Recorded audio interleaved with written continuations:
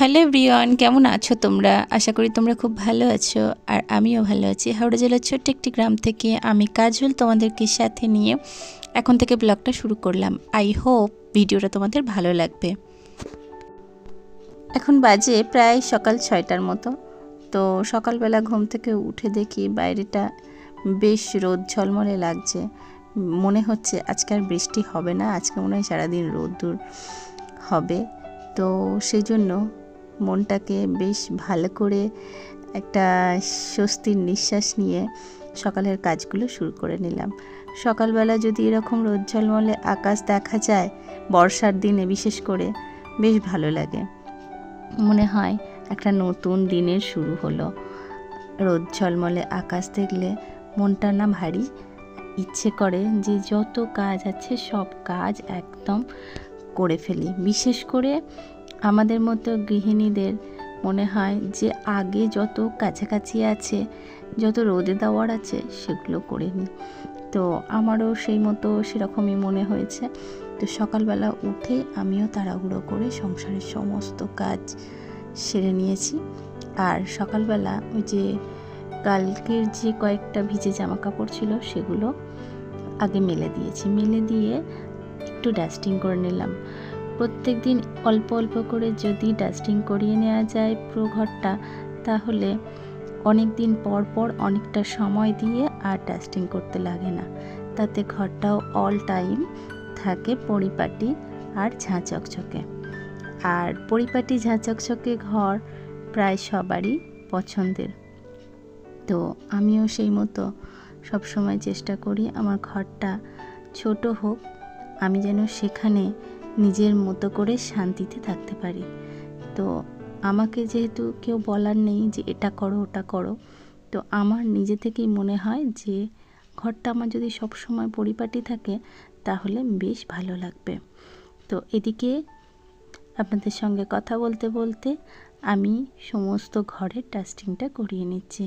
আর এই যে এই জগন্নাথ দেবের যে স্টিকারটা এনেছিলাম আমি পুরী থেকে, তো ওটা দেখি যে আলমারিতে লাগানো রয়েছে, ওটার ম্যাগনেটটা থেকে যে আলমারির যে কালারটা সেটা না আস্তে আস্তে উঠে আসছে। খারাপ লাগছে, কিন্তু ওটা ওখানটায় রাখলে না মনের মধ্যে একটা শান্তি আসে। যখনই ওটাকে দেখতে পাই মনের মধ্যে একটা আলাদাই শান্তি জগন্নাথ দেবের মুখটা দেখলে। তো এখানে এই যে, আর এনাদের কথা তো আমি সব সময় মনে করি, এটা হচ্ছে ফ্রেং শুইংয়ের মতে এনাদের এই চারটে পোজের আলাদা আলাদা ব্যাখ্যা আছে। তো আমি এগুলো আমার মেয়েদের মাঝে মধ্যেই বলি যেগুলো কি বলে। তো আমার বড় মেয়ে আমার থেকে একবার শুনে ওর মনে আছে। ও নিজে নিজেই বলে যে মন্দ কিছু বলবো না, মন্দ কিছু শুনবো না, বা মন্দ কিছু দেখবো না, আর মন্দ চিন্তা করব না, এরকম এই চারটি ধারণা ওতে দেওয়া আছে। তো এটা না ওর মধ্যে আমি প্রায় দিনই মাঝে মধ্যেই আমি একবার করে বলে থাকি। তো বললে দেখি যে ওর মনের মধ্যে একটা পজিটিভিটি আসে। তো এটা আমি ছোটোকেও মাঝে মধ্যে যখন জিজ্ঞেস করি, ছোটো মেয়েও এটাকে খুব ভালোভাবে মাথার মধ্যে নিয়েছে, যে ও বলে যে এই জিনিসগুলো এই ব্যাখ্যা দিচ্ছে। তো সে যাই হোক, এদিকে তোমাদের সঙ্গে কথা বলতে বলতে আমার পুরো ঘরটা পরিষ্কার করা হয়ে গিয়েছে। আর বাইরেটা এই যে ঝাঁটিয়ে নিচ্ছি। আসলে কি, এই সামনে যে কাঁঠাল গাছটা রয়েছে প্রচুর পাতা পড়ে, আর তা থেকে পুরো রাস্তার চার সাইডটা পুরো পাতা পড়ে ভর্তি হয়ে যায়। আর আজকের ওয়েদারটা যেহেতু খুব সুন্দর, আর গাছপালাগুলো বেশ সতেজ প্রাণবন্ত লাগছে, বেশ ভালো লাগছে।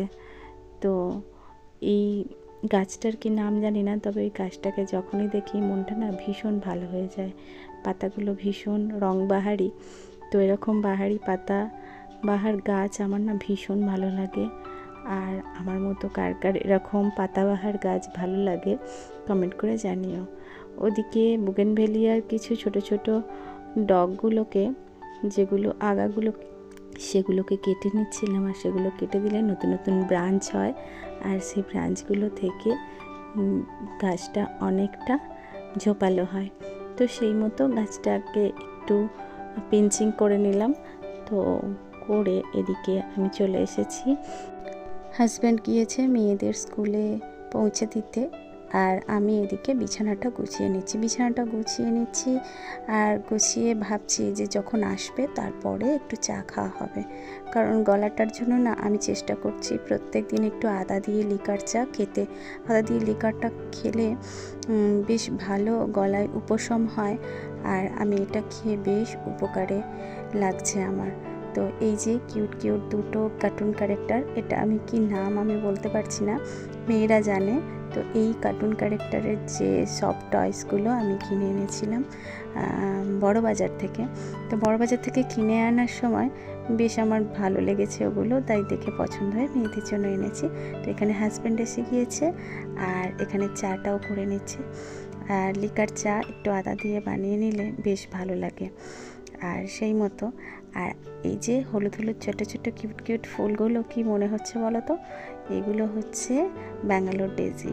আমাদের বাড়িতে না কয়েকটা জায়গায় বেশ অনেক ফুল হয়েছে, তো আমিও সেখান থেকে কয়েকটা ফুল নিয়ে এসে এরকমভাবে রেখেছি। বেশ ভালো লাগে এরকম নানান ধরনের ছোট ছোট ফুল। নাম না জানা অনেক ফুল আছে যে ফুলগুলোকে আমরা রাস্তাঘাটে দেখি, তবে ফুল দেখলেই না আমার মনে হয় গন্ধ থাকুক বা নাই থাকুক, ফুলের সৌন্দর্যের মতো প্রকৃতির সৌন্দর্য আর কিছুই হয় না। তো এই যে এইখানে আজকে টোস্টি এনেছিল, সেই টোস্টিগুলোকে একটু কাঁচের জারের মধ্যে রাখলাম। এইগুলো হচ্ছে মধুর জারগুলোকে আমি নিয়ে এসেছিলাম বেশ কম প্রাইসে, এই 10 টাকা কি 15 টাকা এরকম হবে। তো খুব কম প্রাইসের মধ্যে আমি পেয়ে গিয়েছিলাম, ওগুলো নিয়ে এসেছি। আর এখন করে নিয়েছি স্নান সেরে সিঁদুরটা পরে এবারে বাকি কাজে লাগবো।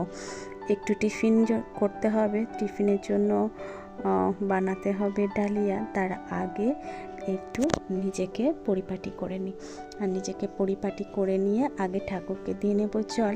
আজ না একটু গরম ওয়েদারের জন্য প্রচুর অপরাজিতা ফুল ফুটেছে, আর অপরাজিতা ফুল গাছটা দেখে আমার না ভারী ভালো লাগছে।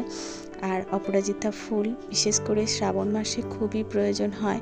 আচ্ছা বলো তো, শ্রাবণ মাসে সবুজ চুড়ি পরতেই হয়, না পরলে কি মহাদেবের কৃপা লাভ করা যায় না? এরকম অনেকেই বলছে, তবে আমার ব্যক্তিগতভাবে মনে হয় এটা অবাঙালিদের রীতি, অবাঙালিদের রিচুয়ালস। তাই ওরা নিজেদের মতো করে পালন করুক। আমরা বাঙালিরা যদি সব রীতি সব রিচুয়ালস নিজেদের মতো করে নিই, সেটা কীরকম না? আমাদেরটা আমরা নয় মানি, আর ওরা নয় ওদেরটা মানুক। তো ভগবান তো মনে থাকে, তার জন্য সবুজ চুড়ি পরতেই হবে, সবুজ রঙের নেল পলিশ পরতেই হবে। এটা কেমন রীতি জানি না, সবাই তবে এটা ট্রেন্ড হয়ে গেছে আমার যেটা মনে হয়। তো তোমরা কি মনে করো প্লিজ কমেন্ট করে জানিও।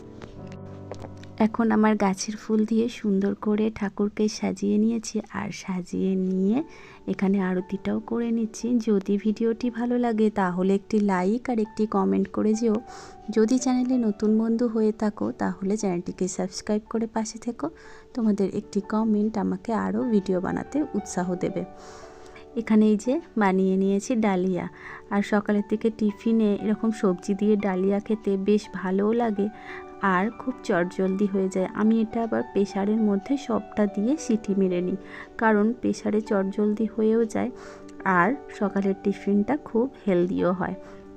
তো এখানে এখন সমস্ত কিছু রান্না বান্নায় প্রায় কমপ্লিট, বাকি রয়েছে শুধু মাংসটা।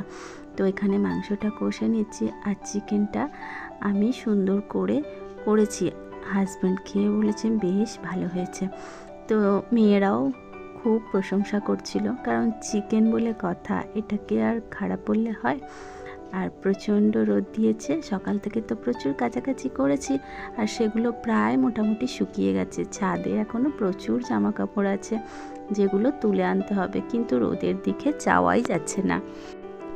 আজ কয়েকটা কমেন্টের রিপ্লাই দিয়ে নেব। মৌসুমি ব্লগ জোন বলেছেন যে অনেক সুন্দর হয়েছে ভিডিওটা, আর লিপি দাস কমেন্ট করেছেন যে আমিও হাওড়ায় থাকি। তো হাওড়ার কোথায় বাড়ি? আমার বাড়ি হচ্ছে হাওড়ার নলপুর গ্রামে। আর লিপি দিদিভাই বলেছে যে তুমি বলেছি বলে কিছু মনে করবে না, বন্ধুত্বের মধ্যে তুমি তো অবশ্যই থাকবে, আপনি আপনি বলে অনেকটা দূরে সরে যাবে, তাই না? তো তুমি আমাকে যে তুমি বলেছো তাতে আমি ভীষণভাবে খুশি।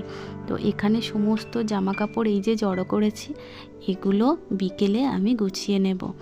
তো এখানে রান্নার সমস্ত কমপ্লিট। আজ বানিয়েছি পটল ভাজা, চাটনি আর চিংড়ি মাছ দিয়ে একটা সবজির তরকারি আর মাংস। আজকের ভিডিওটি এই পর্যন্ত। ভিডিওটি ভালো লাগলে চ্যানেলটিকে সাবস্ক্রাইব করে পাশে থেকো।